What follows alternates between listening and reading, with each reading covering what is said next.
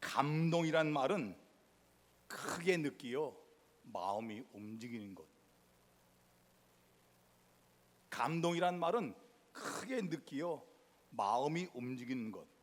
그러니까 감동이란 말은 상대방의 말이나 그 사람의 행동 또는 삶의 모습으로 인해 가지고 코끝이 찡해지고 가슴이 뭉클해지면서 마음이 움직이는 것, 그게 감동입니다. 코끝이 찡해지고 가슴이 뭉클해지면서 마음이 움직이는 것, 그게 감동입니다. 그런데 이 말보다 더 강한 의미를 갖고 있는 그 말이 감격입니다. 이 감격은 감동보다 더 마음이 깊이 느끼어 크게 마음이 움직이는 것이 감격입니다. 감격은 소리를 지르고 싶습니다. 여러분, 감격은 안아주고 싶습니다. 감격은 눈물을 펑펑 쏟고 싶습니다. 여러분, 어저께 제가 축구를 봤거든요. 인천하고 경남하고 축구 게임을 하는 걸. 근데 인천이, 저도 인천 살았으니까, 인천이 1점만 얻으면 1부 리그에 잔류하는 거란 말이야. 근데 경남은 비기거나 지면은 2부 리그로 떨어지는 거야. 그러니까 사력을 다해서 이 팀이 열심히 90분을 뛰었습니다. 근데 0대 0으로 딱 비겼습니다. 그래서 인천이 1점을 얻어가지고서 1부 잔류하도록 남았습니다. 그 감독이 누구예요? 유상철 감독. 최종암 4기.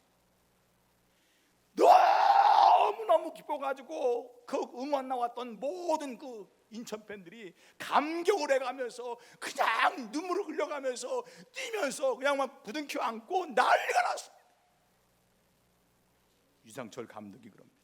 두 가지 소원이 있는데, 하나는 1부 잔류, 하나는 최장암 4기 치료받는 거.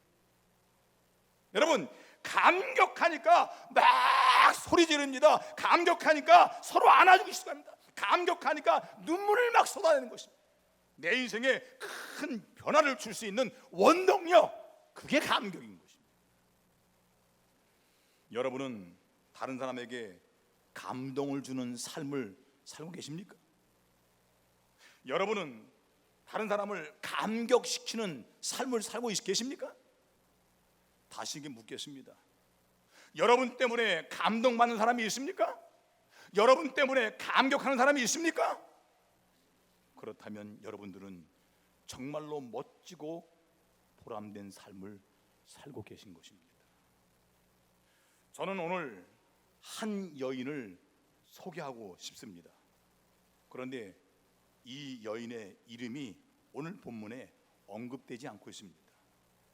많은 사람들은 이 여인과 요한복음 12장에 나오는 향유, 요한복음 12장 사건도 향유 사건이야. 오늘 마가복음 14장 이 사건도 향유 사건이야. 그러니까 요한복음 12장에 나오는 이 향유를 예수님의 발에 붓고 머리털로 그 발을 닦은 나사로의 여동생 마리아와 동일시 하려는 한 분들이 참 많습니다. 왜냐하면 두 사건이 너무나 유사하기 때문에, 향유를 부은 사건이기 때문에. 그런데 요한복음 12장에 나오는 이 사건과 오늘 본문에 나오는 이 사건을 하나로 그렇게 보게 된다면 우리가 무리하게 여러 가지를 가정을 해야 됩니다. 즉 억지로 짜서 맞추거나 억지로 짜서 그 일을 행하는 그 일이 발생할 수밖에 있습니다. 여러분, 요한복음 12장에 나오는 것은 그 장소가 어디입니까? 요한복음 12장에 나오는 장소는 베다니 나사로와 마르다 마리아의 집입니다. 근데 오늘 본문 말씀은 뭡니까? 장소가 어디예요? 베다니 나병 환자 시몬의 집이라고 말씀하고 있습니다. 그러니까 이 두 사건을 하나의 사건으로 보려고 하기 때문에 나사로의 아버지가 문득이 시몬이었을 것이다, 이렇게 말도 하고, 또 마르다와 마리아의 남편이 문득병자 시몬이었을 것이다, 이렇게 또 측측을 한다는 말이에요.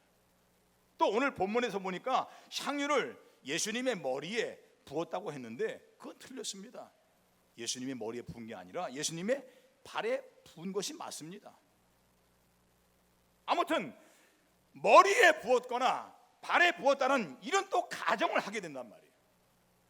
무엇보다도 일어난 사건의 날짜, 이 날짜를 서로 맞춰야 되는데 무리하게 가정을 한다 이 말이야. 여러분, 오늘 본문 이 마가복음 14장 1절 말씀 보십시오. 그 말씀 뭐라 그래? 이틀이 지나면 그럽니다.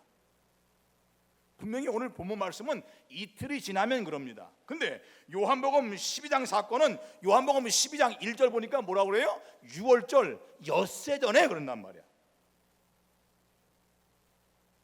6월절 엿새 전의 사건이라고 분명히 성경에 기록되어 있습니다. 사랑하는 여러분, 우리는 성경을 그대로 받아들인 것이 참 중요합니다.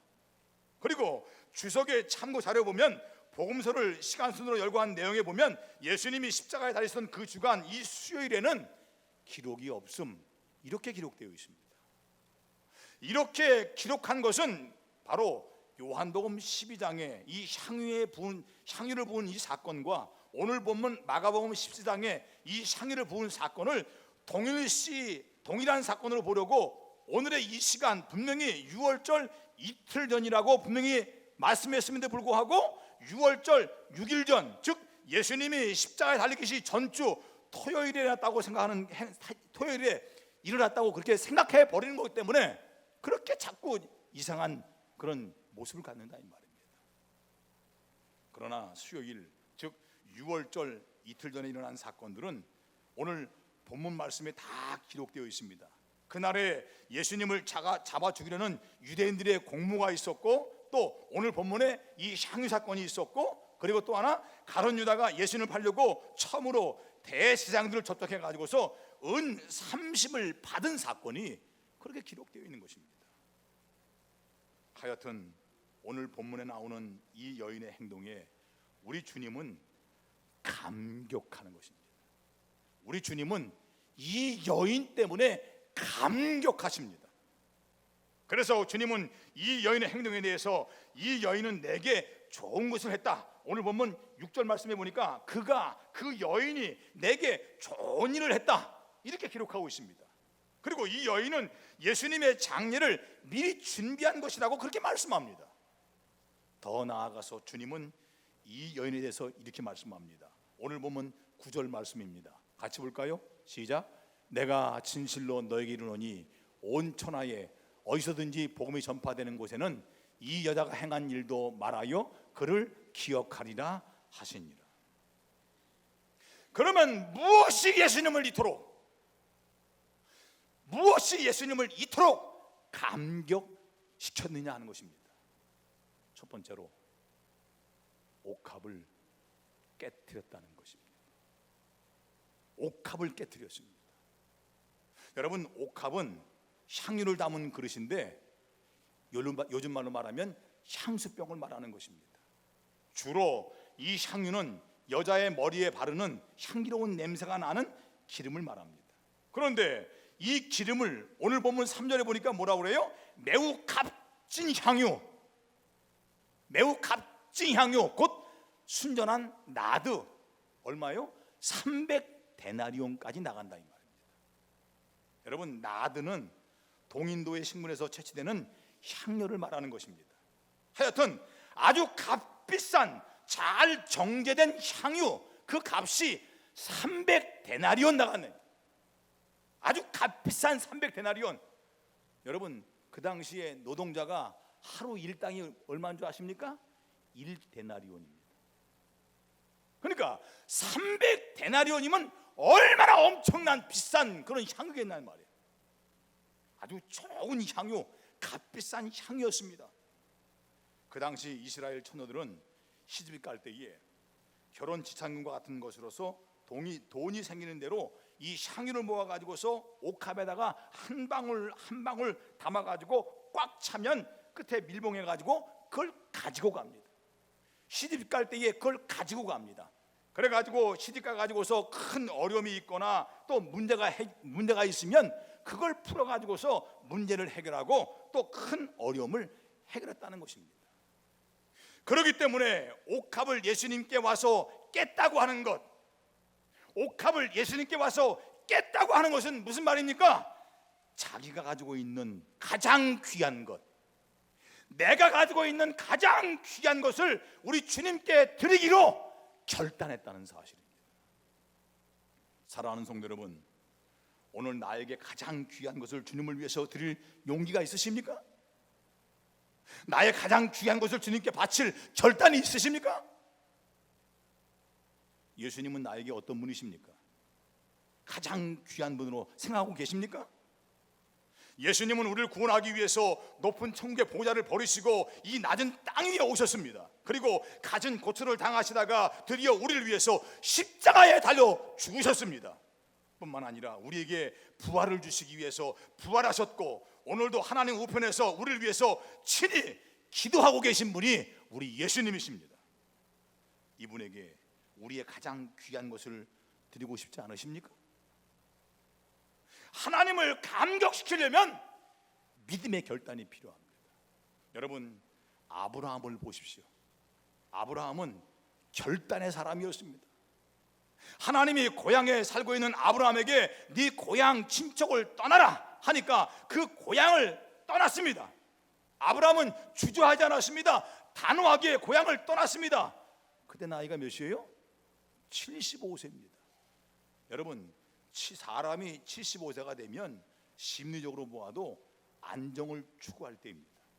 더 좋은 일이 있어도 새삼스럽게 모험하지 않으려고 하는 나이가 75세입니다. 그런데 아브라함은 그런 약점을 극복하고 과감하게 하나님이 네 고향을 떠나라 하니까 자기 고향을 떠났습니다. 자기만 떠났습니까? 늙은 아내, 어린 조카를 데리고 안정된 생활을 버리고 고난의 길을, 나그네 길을 떠났다는 것입니다. 뿐만 아니라 하나님이 이 아브라함에게 백세해 주신 이삭, 그 백세해 주신 이삭을 하나님께 제물로 바치라고 명령을 하십니다. 번제로 드리라고 명령하십니다. 태워서 드리라고 명령하십니다. 아브라함은 주저하지 않고 그 다음 날 일어나서 이삭을 하나님 명령대로 바치기 위해서 모리아 산으로 데려 올라갑니다. 아브라함은 항상 하나님 명령에 순종하는 결단의 사람이었습니다. 하나님께 가장 귀한 것을 바치는 이 결단했던 아브라함, 이 아브라함을 보십시오. 하나님은 그 아브라함을 어떻게 축복하셨습니까? 믿음의 조상, 축복의 조상으로 만드신 줄로 믿습니다. 자기의 것을 하나님 앞에 정말 귀한 것을 다 내어드리면서 주님 앞에 다 바쳐가면서 하나님께 결단하고 충성하고 하나님 앞에 드려갔더니 하나님이 그 아브라함을 믿음의 조상, 축복의 조상, 하나님을 감격시킬 줄 아는 이 아브라함이 믿음의 조상, 축복의 조상이 되었습니다. 여러분, 다니엘을 아시죠? 다니엘은 바벨론의 포로 잡혀갔습니다. 바벨론 유력한 지도자가 될 수 있는 기회가 생겼습니다. 근데 하나님이 기뻐하지 아니하시는 우상 제물을 못지 않겠다고 결단하고 믿음을 지키고 신앙을 지켰습니다. 자기는 비록 사자굴에 던전이 있어 하더라도 하나님께 항상 경배하며 하나님께 항상 기도하며 하나님과 교제하며 하나님과 교통하며 하나님 안에 있기를 결단했던 다니엘, 하나님이 그 다니엘을, 포로가 된 다니엘을 바벨론 총리까지 올려주셨습니다. 바벨론의 정권이 3번 바뀌었음에도 불구하고 3번 바뀔 때마다 총리의 그 자리에 앉혀주신 하나님이십니다. 사자굴 속에 들어갔을 때에 사자의 입을 꽉 막으신 분도 하나님이십니다. 왜요? 하나님을 경배하며 하나님과 교제하며 하나님의 은혜를 힘입고 믿음을 드렸던 그 결단했던 다니엘을 보시고 하나님이 다니엘에게 그 놀라운 축복을 주셨습니다. 사랑하는 성도 여러분, 신앙은 한마디로 결단이라고 말할 수 있습니다. 결단입니다. 신앙이란 그리스도를 향해서, 주님을 향해서 결단하는 사람을 바로 신앙이라고 말할 수 있습니다. 여러분, 결단이 무슨 말입니까? 이 결단은 이것을 택하기 위해서 저것을 버리는 것입니다. 예를 들어서 이 사람과 결혼하기 위해서 저 사람을 포기하는 것입니다. 포기할 줄 아는 이런 결단이 지혜로운 그런 결단인 것입니다. 제가 얼마 전에 폼페이 시의 최후라는 영화를 봤습니다. 그 영화를 보니까 한참 연애가 마른 물이 오갈 때에 그 뒷산에서 화산이 터져버렸습니다. 화산의 물이 용암처럼 흘러서 도시를 다 뒤엎기 시작합니다. 사람들이 우왕좌왕하면서 그 도시를 탈출해가면서 피하려고 애를 써봅니다. 그때 어떤 여인은 용케도 잘 피신해가지고 도시를 잘 빠져나왔습니다. 그런데 빠져나와가지고 막 가다가 보니까 아이고, 그렇지, 우리 집에 금괴, 거기에 보물이 있지, 그거 가져와야 되는데. 그래서 이 여인은 가다가 다시금 그 도시로 사람들을 헤쳐가면서 그 도시를 들어가고 자기 집에 들어갔습니다. 들어가서 금고 열었습니다. 보물 찾았습니다. 그걸 황급히 가지고 나오는데 그만 무너져 내린 건물에 그만 깔려가지고서 보물과 함께 그 자리에 묻혀버렸습니다. 결단이 필요합니다. 이 결단은 바로 지혜입니다.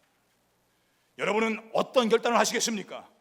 우리에게 가장 귀한 것이 뭡니까? 물질입니까? 시간입니까? 우리의 마음이십니까? 건강이십니까? 사랑하는 성도 여러분, 가장 귀한 것을 주님께 드리기로 결단하지 않으시겠습니까? 내가 가지고 있는 가장 귀한 것을 주님께 드리기로 결단하지 않으시겠습니까? 이 여인은 주님 앞에 결단의 아름다운 모습, 그 옥합을 깨트리는 결단함으로 말미암아 이 여인은 정말 복음이 전해지는 곳곳마다 이 여인의 이름이 계속, 지금까지 앞으로도 계속 그 이름이 전파되는 놀라운 축복을 받았습니다. 성도 여러분, 나에게 가지고 있는 가장 귀한 것, 이걸 우리 주님께 드릴 수 있는 결단, 이 결단이 있어지기를 주의 이름으로 축복합니다. 두 번째로, 무엇이 예수님을 이토록 감격시켰습니까? 예수님의 머리에 부었다는 것입니다. 예수님의 머리에 향유를 부었습니다. 예수님의 머리에 기름을 부었습니다. 이 여인은 실제적으로 자기의 가장 귀한 이 향유를 예수님의 머리에 부었다는 것입니다. 이 여인은 결단한 대로 실제로 행했다는 사실입니다. 이것은 주님에 대한 사랑을 입증한 헌신이었습니다. 마음으로 주님을 사랑한다고 해서 그것이 주님을 사랑한 것이 아닙니다. 여러분, 사람의 마음은 환경 따라서 변할 수 있기 때문에 여러분, 사랑하십니까? 사랑한다고 하면은 행동을 보여야 되는 것입니다. 행동, 움직이는 것입니다. 그래서 성경은 말씀합니다. 행함이 없는 믿음은 죽은 믿음과 같다. 사랑하는 성도 여러분, 주님을 진정으로 사랑하고 계십니까? 여러분, 주님을 진정으로 사랑합니까? 그렇다면 사랑의 표현은 이 사랑에 행함이 있어야 되는 것입니다. 행함, 바로 주님을 위한 헌신입니다. 주님을 위한 헌신입니다. 헌신한 사람들은 주변 사람들을 의식하지 않습니다. 헌신한 사람들은 주변 사람들이 어떻게 생각할까 염려하지도 않습니다. 헌신한 사람들은 주위 사람들이 비난과 조롱과 책망도 두려워하지 않습니다. 심지어는 주변 사람들의 분노도 상관하지 않습니다. 그것이 주님이 기뻐하신 일이라면 그것을 하기 때문에 그렇습니다. 아깝지 않습니다. 주저하지 않습니다. 오늘 본문에 보세요. 이 여인이 헌신하는 데는 많은 방해가 있었습니다. 책망도 있었습니다. 4절 5절 말씀 보실까요? 다 같이 보겠습니다. 시작. 어떤 사람들이 화를 내어 서로 말하되 어찌하여 이 향유를 허비하는가? 이 향유를 300데나리온 이상에 팔아 가난한 자들에게 줄 수 있어도다 하며 그 여자를 책망. 야, 그걸 그렇게 할 수 있냐? 팔아가지고서 가난한 자를 도울 수 있는데 왜 그렇게 했느냐? 책망을 했다 이 말이야. 그러나 주님의 평가를 보십시오. 6절 말씀 보실까요? 같이 봅니다. 시작. 예수께서 이르시되 가만두라. 너희가 어찌하여 그를 괴롭게 하느냐? 그가 내게 좋은 일을 하였다. 가만두라. 너희가 어찌하여 그를 괴롭게 하느냐? 그가 내게 좋은 일을 했다. 주님이 칭찬하시잖아요. 행함으로 그렇게 충성하고 행함으로 헌신하니까 주님께서 감격하셔가지고서 그가 내게 좋은 일을 했다 칭찬하시잖아요. 이 여인은 주님이 기뻐하신 일을 해드린 것입니다. 사람들은 주님은 나를 위해서 십자가에 돌아가셨다, 참 고마우신 분이야 생각은 합니다. 그러므로 나는 주님을 위해서 헌신해야지 말은 합니다. 다 좋습니다. 그런데 거기에 머물러 있습니다. 헌신해야지 거기에 머물러 있습니다. 여러분, 거기에 머물러 있으면 안 됩니다. 헌신으로 나아갈 수 있는 은혜가 있어야 될 줄로 믿습니다. 옥합을 깨뜨렸습니다. 내가 가지고 있다는 건, 내가 가지고 있는 가장 귀한 것을 다 드렸습니다. 여러분, 결단하면서 순종하고 행함으로 드렸습니다. 결국 주님 말씀하십니다. 복음이 전파되는 곳에 이 여인이 행한 일이 계속 증거되리라. 할렐루야. 이 여인의 이 충성, 이 여인의 행함, 이 여인이 옥합을 깨뜨리고 옥합을 드렸고 그 아름다운 헌신, 이것이 복음이 전파되는 곳에 계속해서 이 여인의 아름다운 일이 전파되리라. 아름다운 축복을 주셨습니다. 오래전에 인도에서 선교 사역을 하던 미국 선교사님이 계셨습니다. 어느 날 겐지스 강가로 나가 보니까 어떤 한 여인이 아이 둘을 데리고서 막 그 강가로 나가는 겁니다. 이 선교사님은 거기서 오래 선교를 했기 때문에 저 여인이 지금 뭐 하는지 뻔히 압니다. 저 여인이 분명히 두 아이 가운데 한 아이를 자기가 믿는 신에게 드리기 위해서 지금 나가는 겁니다. 그래서 선교사님이 막 내려가서 그러면 안 된다, 그건 어리석은 일이다, 그 아이를 시키면 안 된다. 그러니까 이 여인은 들이댄다는 거예요. 그 선교사님이 가만히 애들 보니까 한 놈은 아주 초롱초롱하고 똑똑하고 아주 잘생긴 놈이야. 또 하나를 보니까 장님이야. 아주 그냥 추해. 그 두 아이였습니다. 아무리 말려도 이 여인이 말을 안 듣지니까 할 수 없이 선교사님이 돌아갔습니다. 그 좀 있다가 너무 궁금해가지고서 강가로 한번 또 나가봤습니다. 그랬더니 그 여인이 막 오더라고. 보니까 아까는 두 아이였는데 한 아이만 데리고 다 오는 거야. 그래가지고 선교사님이 쫓아나가봤습니다. 그랬더니 두 아이 가운데 아주 초롱초롱하고 똑똑하고 이쁜 놈은 없고 장님 아이, 아주 현찮은 아이, 그 아이만 남았어. 그래서 아니 그 똑똑한 놈 어디 갔어? 어디? 그놈 바쳤대. 아니 바치려면은 좀 장님 좀 안 좋은 애 제일 바치지. 아니 똑똑하고 아주 그 아이를 왜 바쳤냐고. 그랬더니 그 여인이 하는 말이, 선교사님, 당신이 믿는 신이 어떤 신인지 모르겠지만 내가 믿는 신에게는 가장 좋은 것, 가장 귀한 것, 그런 걸 바치라고 내가 배웠습니다. 그리고 그렇게 하기로 난 결정했습니다. 성도 여러분, 힌두교 신이 죄인을 구원하기 위해서 하늘 보좌를 버리고 이 땅에 내려왔다 얘기 들어봤어요? 그 신이 우리 죄를 위해서 대신 죽었다 얘기 들어보셨어요? 못 들어보셨죠? 그럼에도 불구하고 그들은 그 자기 신에게 가장 귀한 것, 가장 최선의 것, 가장 좋은 걸 드리기를 원한다는 사실이야. 그렇게 헌신하고 있다는 것입니다. 여러분은, 우리는 어떻습니까? 뜨끔하지 않습니까? 우리가 뭔가 잘못 생각하고 있지 않습니까? 너무 매정하지 않습니다? 너무 인색하지 않습니까? 정말 예수님이 우리를 구원했다는 것을 생각하면 우리가 뭔가 반응이 좀 달라져야 되지 않느냐 말이에요. 옥합을 깨뜨렸습니다. 자기의 가장 귀한 것을 깨뜨려서 주님께 바치는 결단을 한 여인. 근데 그 결단이 믿음으로, 행함으로 이어진 아름다운 축복이 있었다는 것입니다. 이제 말씀을 정리합니다. 저는 종종 하나님이 나에게 감격하시는 모습을 상상을 해봅니다. 제가 너무나 하나님 앞에 죄가 많고 부족하지만 착각에는 커트라인이 없잖아요. 착각이라도 좋습니다. 상상해보면 너무 좋잖아요. 성도 여러분, 하나님을 감격시킬 수 있는, 하나님을 감격시킬 수 있는 그런 성도가 다 될 수 있기를 주의 이름으로 축복합니다. 위대하신 주 찬양의 위대하신 주 모두 알게 되리라.